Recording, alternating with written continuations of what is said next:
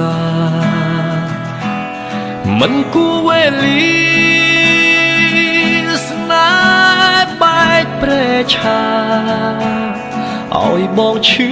ផ្សាពេលដែលអូនទៅចង់សួរទៅមេឃស្រែកប្រាប់ដល់ភពផែនដីឆ្ងល់ថាហេតុអ្វីបានជាស្រីទៅចោលបងមុនចាក់ចេញទៅមិនដេចក៏បើមិនប្រាប់ផងឬមួយនួនល្អងមានបំណងចង់បែកបងនៅមិនយល់ចិត្តនេះមូលគិតបែបណាទៅចោលស្នេហាខំរក្សាយូរខែថ្ងៃទឹកភ្នែកស្រក់ហូរសួរសំនួរមករាល់ថ្ងៃឆ្ងល់ថាហេតុអ្វីបានជាស្រីទៅចោលបងបែបនេះ